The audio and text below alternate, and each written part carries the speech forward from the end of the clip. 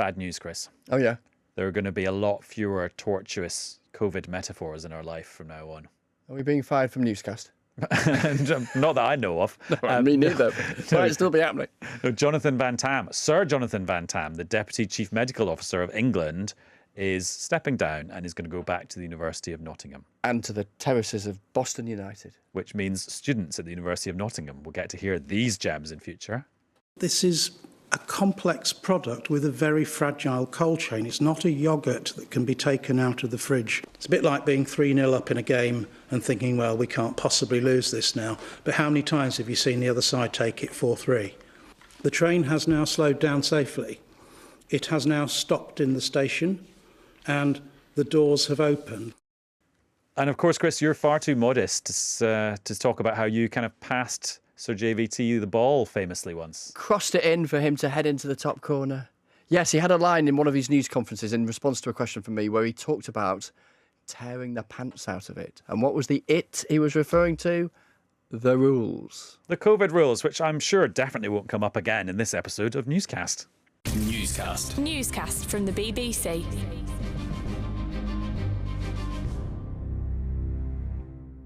Hello, it's Adam in the studio. And it's Chris in the studio, and it's just the two of us this week because Laura isn't here. It's going to be very quiet. It is. Yeah, we've got acres of time to talk. So I've been away in Dockland making a panorama for the last few days. Oh, you mean documentary land, not Docklands? Land. Yeah, okay. not sort of East London. Okay. Anyway, so word reaches me, even in the depths of making a documentary, that there's been a sprinkling of news about. Yeah, so, Monday, leaked email from May the 20th, 2020 from the Prime Minister's private secretary inviting about 100 people in Downing Street to a bring your own booze event in the back garden. Tuesday, chaos. Wednesday, unprecedented extraordinary apology from a very contrite looking Boris Johnson in Parliament. Quite amazing. And then chaos. And basically what's happening is everyone is waiting for this civil servant, Sue Gray, to just do her report into what actually happened with all these parties around Whitehall back in the various lockdowns.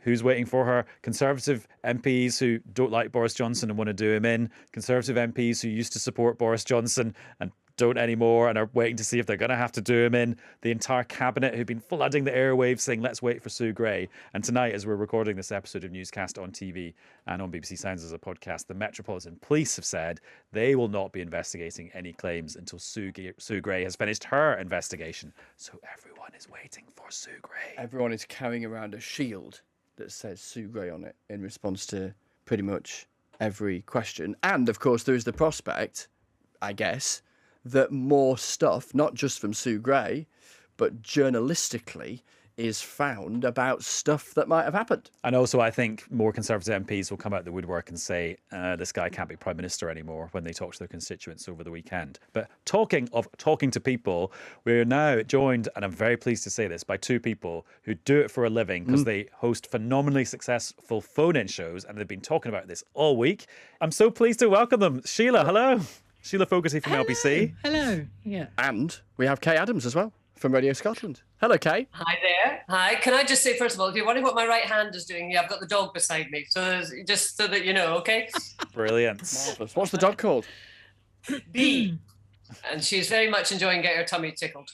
Okay, we'll keep that tummy tickled so that she doesn't start barking. I think between the two of you, how many calls do you think you've had about the Downing Street party in total this week? Yeah, we've been talking about it pretty solidly since Monday, and I left it today for the final hour of my programme, so we did a different topic. But so we're talking 3, 6, 7, 8 hours worth solid calls. So we're talking hundreds of calls there, easily, many hundreds of calls coming in on it. And Sheila, what's the kind of... I was listening to you actually yesterday, having some fun at the Prime Minister's expense around it being your birthday coming up and whether you'd turn up to work with loads of beer and invite everyone along and all the rest of it. And obviously there's plenty of scope for that kind of Mickey taking. But what's been the sort of the tenor and the tone of what people have been saying to you as they inevitably do the thing we've all been doing, which is what were we doing at that point in May 2020 versus what was happening in Downing Street? Yeah, well, the reason I did the silly thing about my birthday, which is today, actually, fishing. Happy birthday. Yeah, thank you.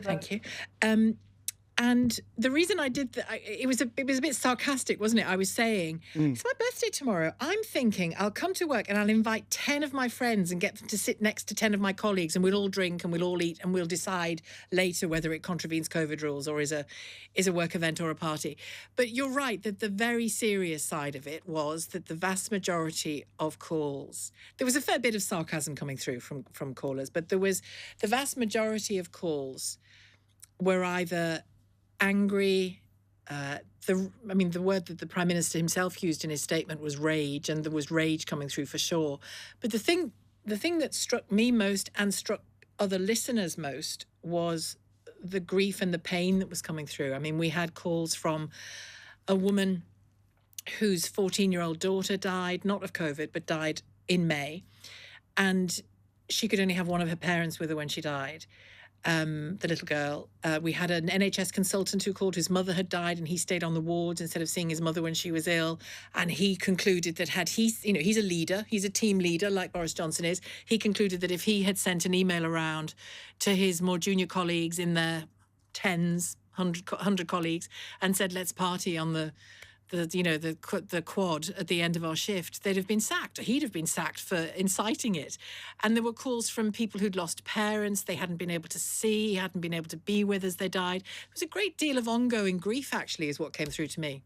Just to chime in with what Sheila says, that yes, we absolutely had those calls as well. And yes, that story of the mum and the 14-year-old child, I think many people heard, and it really touched them. And there have been so many stories of distress. The other thing that I thought was quite interesting that we got through today, because, Scotland, there's not many people go around with I'm a Tory badges on. Obviously there is a Conservative vote, but it tends to be quite quiet. So we kind of had the pragmatists.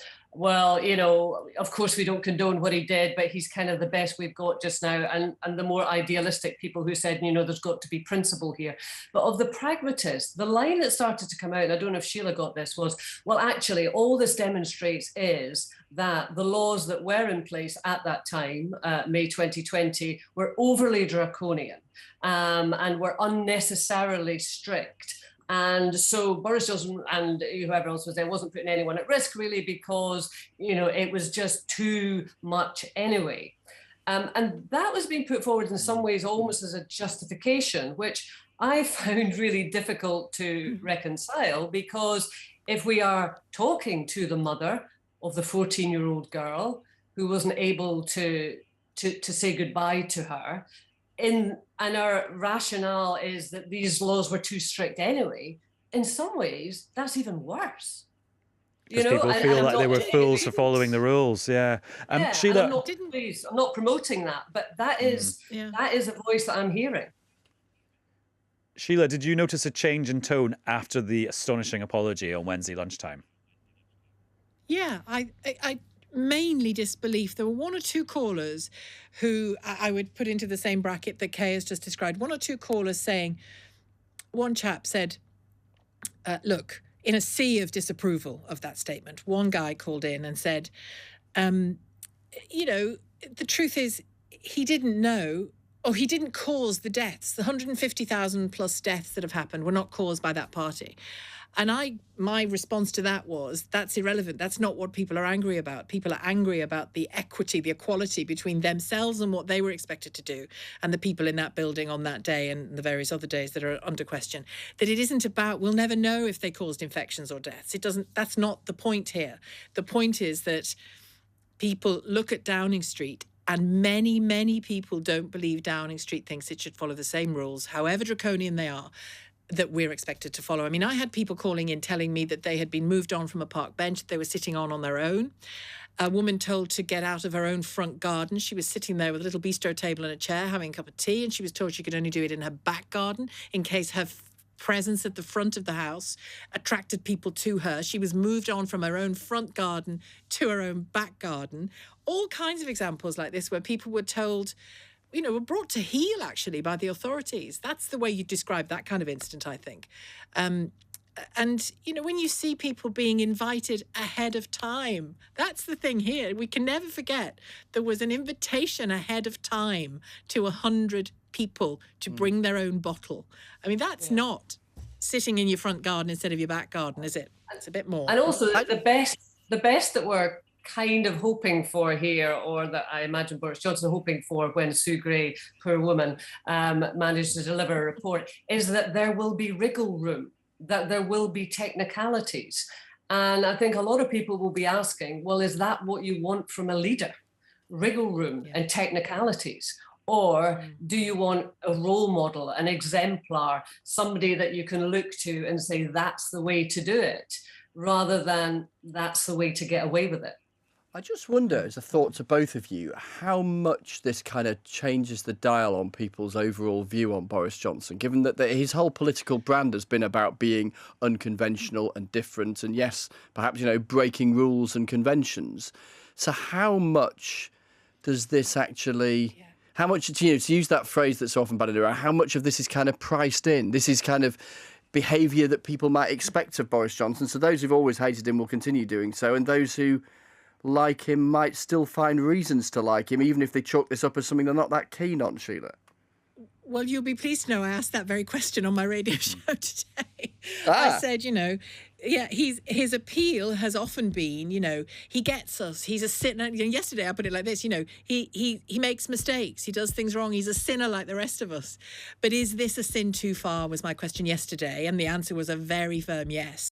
Kaye, don't worry, I'm not going to make you make a prediction about what's going to happen, but I just wondered, do you think there is room for people's minds to be changed by what Sue Gray finds out, or actually has everyone just seen enough and they've decided enough and it's fixed now? And so actually people aren't like the politicians who are saying, wait for Sue Gray and then make up your mind. No, well, certainly, I think from what I'm getting, people have made up my mind. But if you don't mind, just to jump in there, I think this is where we have to acknowledge a real difference between Scotland and England, because, it's a generalisation, but there is not a lot of love for Boris Johnson in Scotland, even amongst Conservative voters. And obviously, I'll stand to be contradicted in that, but I don't think... Conservative leaders. Sorry? Even Conservative leaders.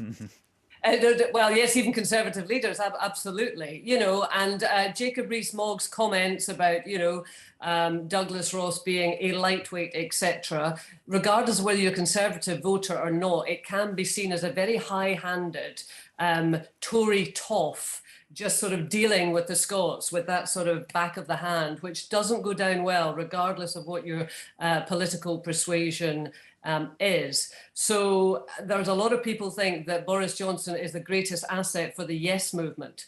And the longer that he stays in Downing Street, the longer he will play that role.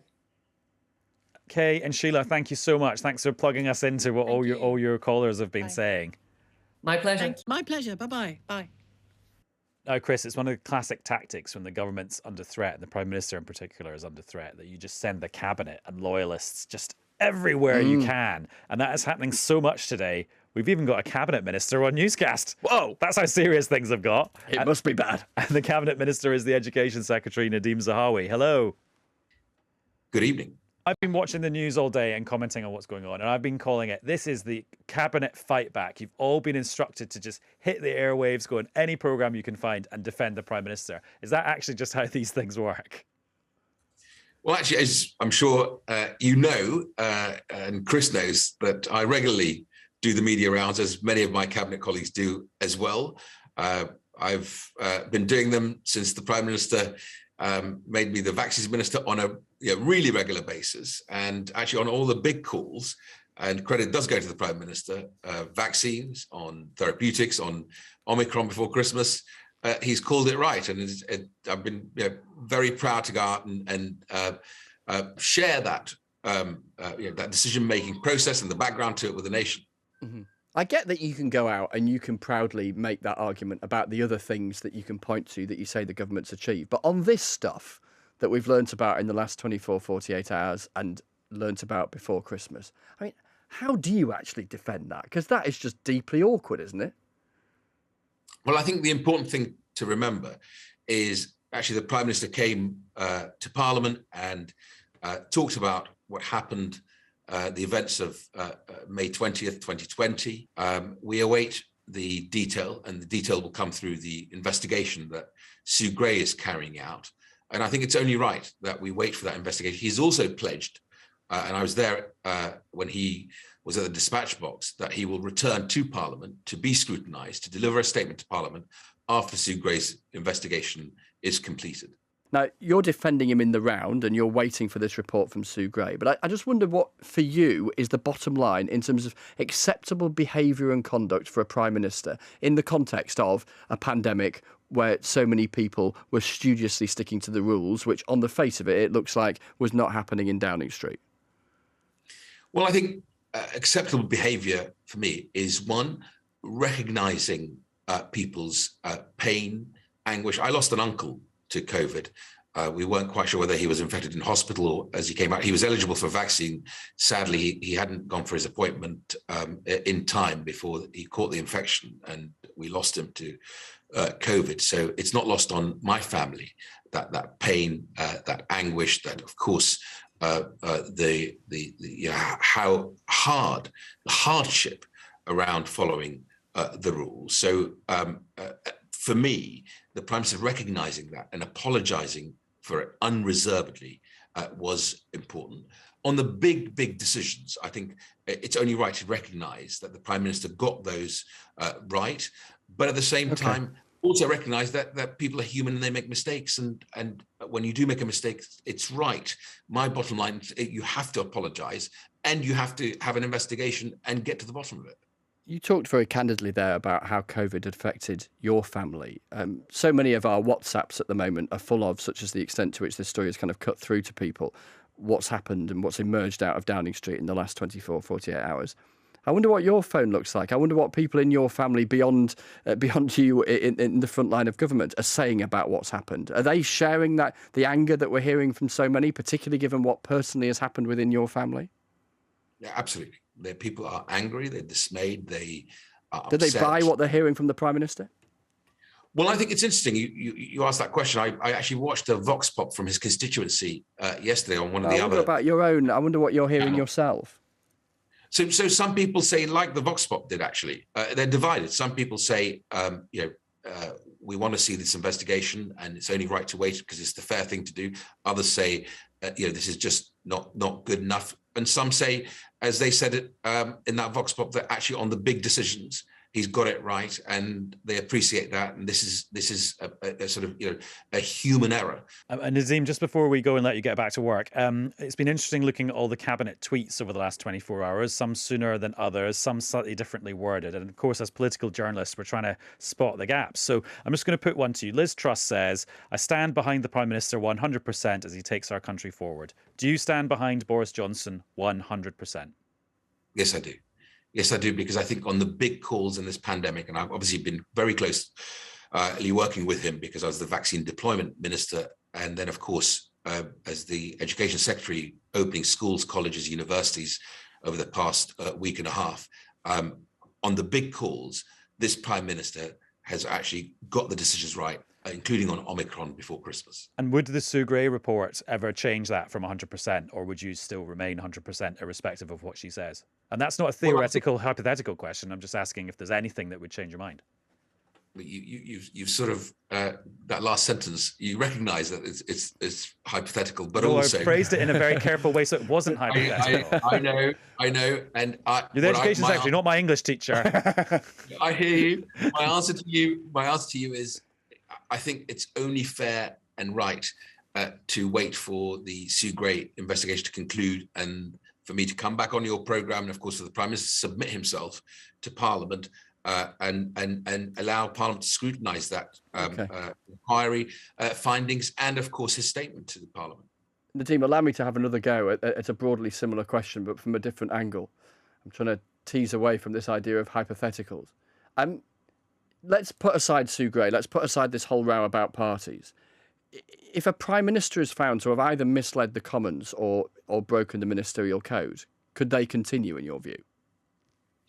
Well, of course, the ministerial code is clear on this. I think it's wrong to pass judgment on a Prime Minister who he himself has come to Parliament and talked about the events of the 20th of May 2020, explained that he should have taken different action, and he apologised for that. So we've had the apology. We need the detail now, and I think it'd be very wrong for us to speculate any further, other than to say... You say the ministerial code is clear, and the ministerial code would, in that instance, would mean he would have to go, wouldn't he, if he'd breached it? That's what you're saying. As I said, the ministerial code has not been breached or broken. The investigation is the right way to be able to,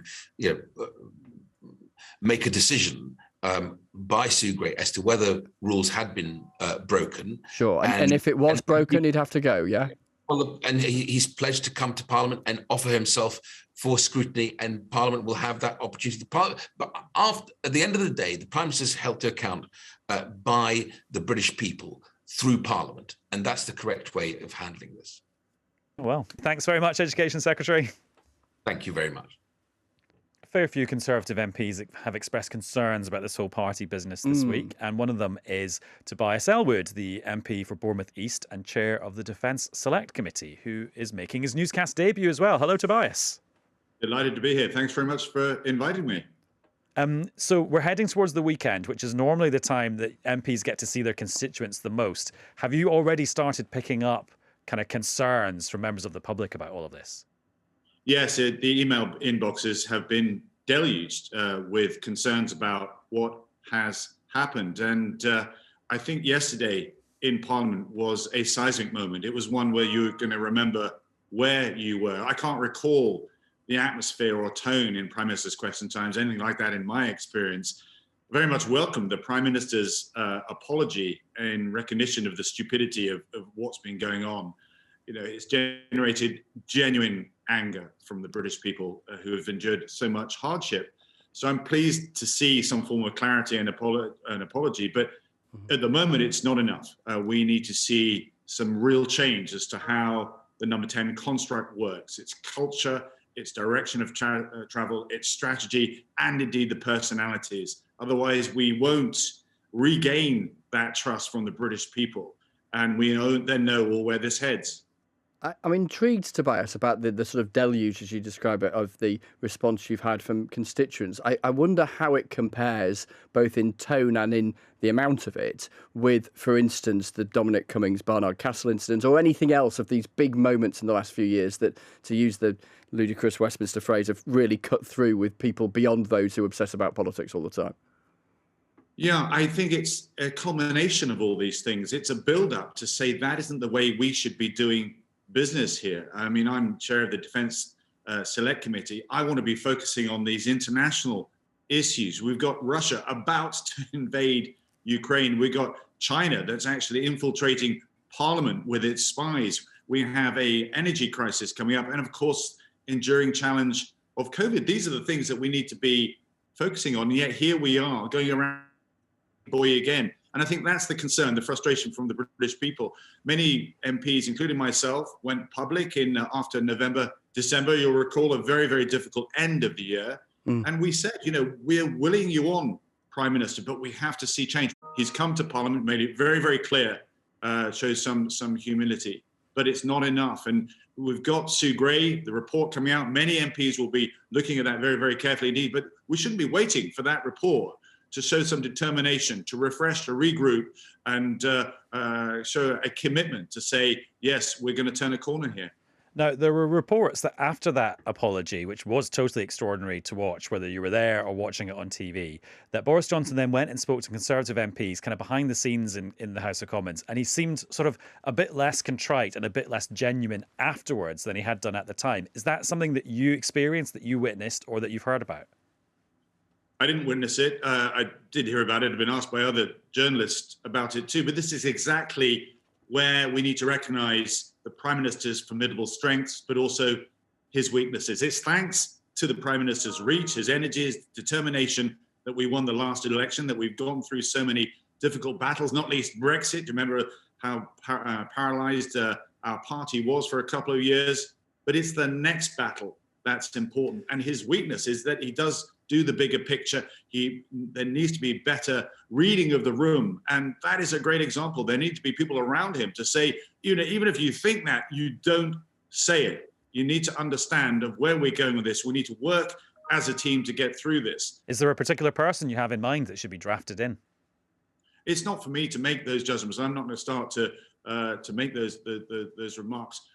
I'm actually here at Sandhurst this evening, which is the epicenter, if you like, of military leadership, of where officers start their careers. And this is what needs to all be about, is about understanding the aspects of leadership, the limitations and the strengths, and making sure that you complement any areas where there are shortfalls. We have some other issues, bigger national and international issues to focus on, and that's where we need to go. Yeah, so all you MPs got an email today from MI5 saying, beware, there's a Chinese spy in your midst, and it's a woman called Christine Lee. Did you know that Christine Lee, who's a familiar figure to some people around Westminster, was a Chinese spy? I was aware, yes, because she had been reported about, I think, in the British media, I think 2 or 3 years ago. So I'm surprised it's taken so long for MI5 to then send this letter of concern to say that she is conducting these activities. And I've called for a statement, indeed today. I suspect we will now have it on Monday, clarifying what exactly is going on. We firstly need to upgrade our capabilities to weed out those people that may be trying to cause us harm in this way, trying to advance the story, to manipulate, to influence us in this way. Just to run something past you, Tobias, that is just breaking as we record the podcast at 5:20 in the evening. We're just hearing that Prince Andrew is being stripped of his various military titles and indeed losing the HRH title as well. Given your role on the Defence Select Committee, your previous time in the armed forces, I wonder what you make of that. Well, I think it was inevitable given where this is going. The Queen, Her Majesty, is can be very ruthless when it comes to these matters. We've seen this in other parts of the monarchy as well. Prince Andrew already had stepped back from many of his public duties, I think all of them as well. So I think this was anticipated. Indeed, it was and expected from this perspective. So I'm actually not surprised. And do you welcome it? Sadly, I do. It's necessary. I mean, I'm here, as I mentioned, at Sandhurst. Arguably, this is the one institution in Britain, one of the few that we can be ultimately proud of. And the royal family has an intimate relationship, with the regiments going back in history. Many of them are honorary colonels and so forth. And it's important that the problems that Prince Andrew has incurred sort of aren't bled over into the regiments that he was representing. Well, Tobias, thanks very much for joining us. Have a lovely evening in Sandhurst. I imagine it involves something with swords or uniforms at the very least. Well, we may need to be saying goodbye to these guys because who knows where they'll be going to in the very, very near future. The world's getting very, very, very, very bumpy indeed. But I'm really delighted to be here to see this next generation that are going to help defend and look after Britain's interests. Thanks for your time, Tobias. We appreciate it. See you soon. Bye. Thank you. Now, Chris, talking of breaking news, I've got some breaking news of my own. Oh, yeah. I checked my pigeonhole for the first time this year and I realised I had a Christmas card from Liz Truss that I hadn't seen. Not just any Christmas card, but the Westminster Christmas card. Yeah, my friend calls this Queen Elizabeth III. Yes, it does Very have regal. a slight look of 3 o'clock on Christmas afternoon about it. But I've just doesn't it? realised I didn't send her one. That's Sorry, it. Liz. That's it. Your Sorry for contact is destroyed. Listen, I've got to look. The really interesting thing is what does it say inside? Oh, it says Adam, so she got your name. And She it is got- in pen. She got your name right. And it is in pen. And you know what? I think that is actually a pen rather than one of those snazzy computers that can do it to make it look like a pen. So I Anyway, think that's enough pretty good. harking after Christmas. We'll be back with another episode of Newscast very soon. I imagine we'll be talking about the Downing Street parties. And if you liked us on TV, you're going to love us as a daily podcast available on BBC Sounds. Laura back next week too. We'll see you then. Bye.